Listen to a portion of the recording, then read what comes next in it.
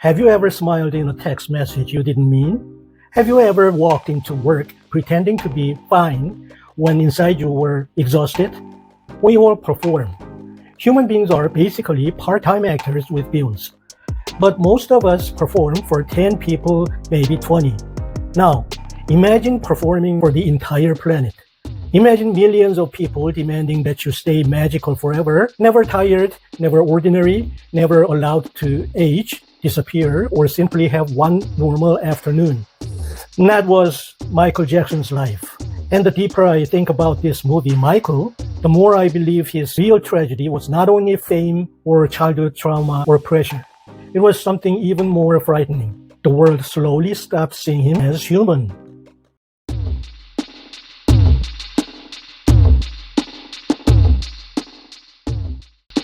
Hey, I'm Jay Lee, and this is Deeper into Film, where we don't just watch movies, we use them to understand ourselves more honestly. If this is your first time here, welcome. And if you've been here before, thank you for coming back. Spoiler warning, I'll be discussing key scenes because today we are going to deeper into Michael Jackson than I thought most discussions ever go. In my previous video on Michael, I explored Michael Jackson's first cage, his father. Joe Jackson's pressure shaped one of the greatest performers in human history, but it also created enormous fear and emotional conflict. And what makes Michael's story so complicated is that Michael himself seemed deeply divided about his father for his entire life. In interviews with Oprah Winfrey and others, he openly described fear, pain, and the constant feeling that love depended on performance. But he admitted something uncomfortable. His father's discipline also helped make him an extraordinary professional at a remarkably young age. And honestly, this contradiction is one reason Michael's story still feels so real.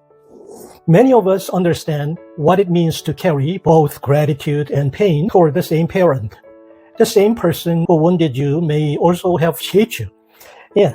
That contradiction can live inside a person for years. After my previous video, a viewer named Fonarvi1810 left a comment that I found especially perceptive. Fonarvi18110 pointed out that during the history era, Michael even presented himself almost like a statue, almost like a monument. And that observation goes straight to the heart of this video, because maybe the second cage didn't disappear when he escaped his father.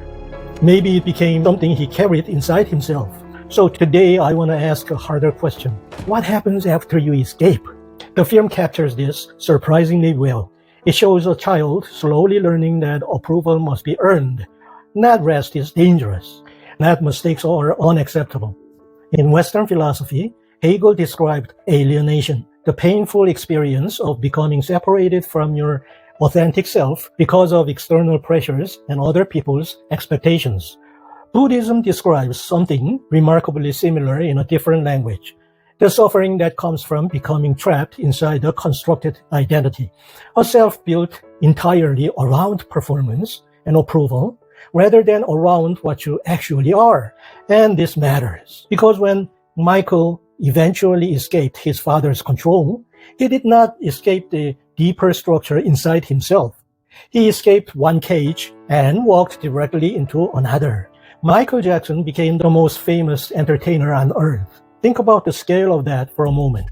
Thriller, the moonwalk, stadiums screaming so loudly people fainted, crowd crying before he sang a single note. Imagine walking into a room and people reacting as if a supernatural being just entered the building. At first, that sounds extraordinary. Honestly, some of you watching this right now are probably thinking, I'd like to try that for maybe 1 week. But after the excitement phase, something darker begins to happen.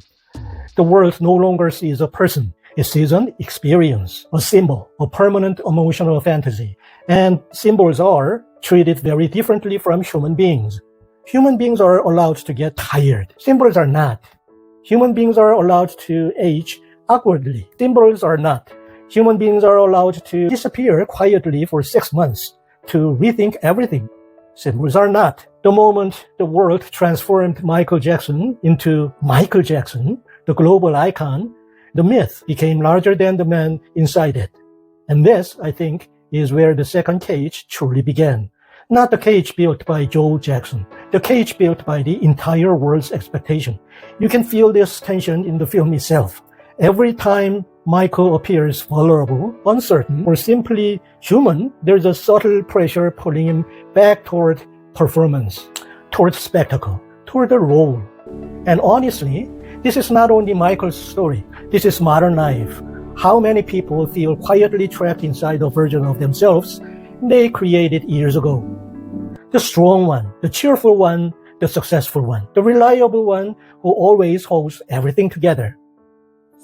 Taoism has a beautiful concept called Wu Wei. That's living naturally without forcing yourself into constant performance, moving in harmony with what you actually are. Michael's life after fame became almost the precise opposite of Wu Wei. Every appearance became theater. Every movement became symbolic. Every public moment became part of the Michael Jackson experience. Yeah. And the distance between the real person and the performed identity grew wider every single year.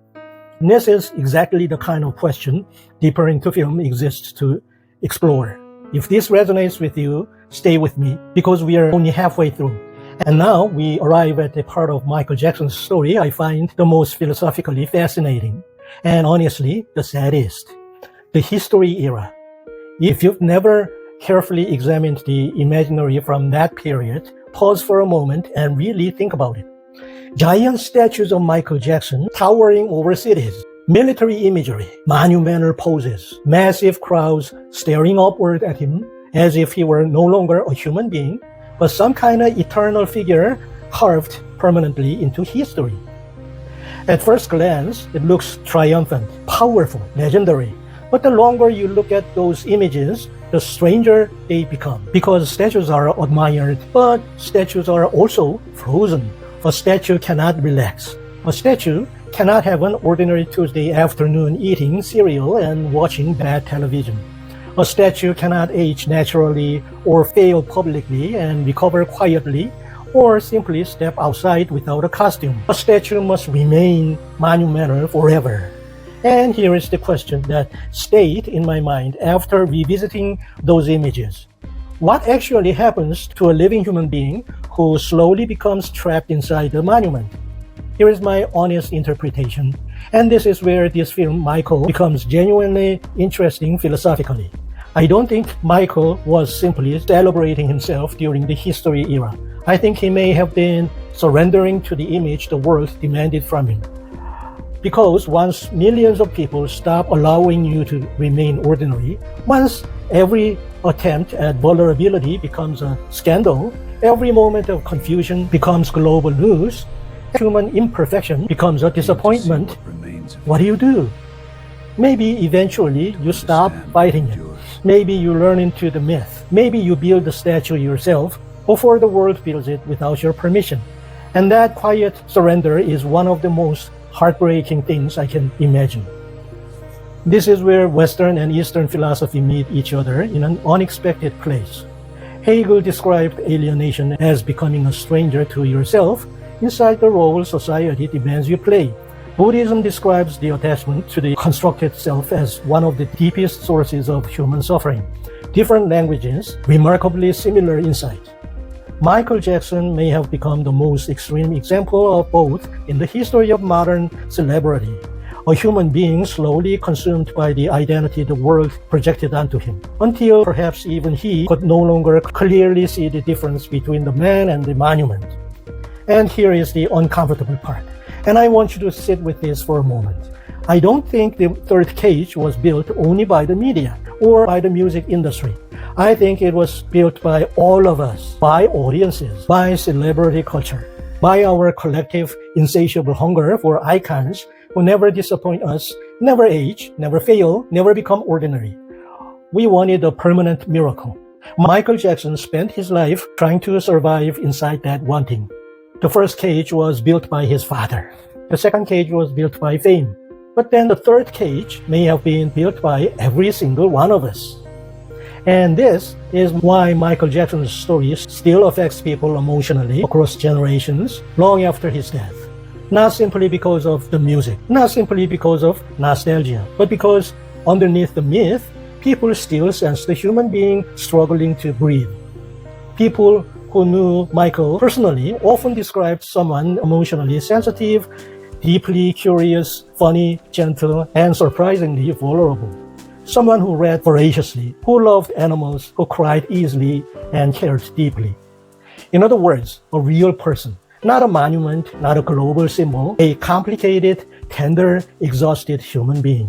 But imagine how difficult it becomes to remain connected to your real self when the entire world consistently rewards only the performance. The more Michael performed the myth, the spectacle, the mystery, the transformation, the impossible image, the more world adored him. And the more human he appeared, confused, fragile, ordinary, tired, the more uncomfortable the world became. Eventually, a dangerous psychological split can develop. The performed self keeps growing larger and louder, while the real self slowly retreats further and further into hiding. Zen Buddhism asks a beautiful and disorientating question. Before your parents were born, what was your original face? It is a question about identity before performance, before conditioning, before all the roles we inherit from the world around us. For most of us, that question is challenging but reachable. We can find quiet moments to ask it honestly. But for Michael Jackson, I wonder if it eventually became almost impossible to answer. Because where could the most famous person alive actually go to disappear that original face? Where on earth could he disappear long enough, safely enough, privately enough to simply be human? And maybe this is why Michael Jackson still haunts modern culture. Because his life reveals something true and uncomfortable about all of us. We live in a world obsessed with performance. Yeah, professional performance, social media performance, emotional performance. Even spirituality can become a kind of performance sometimes.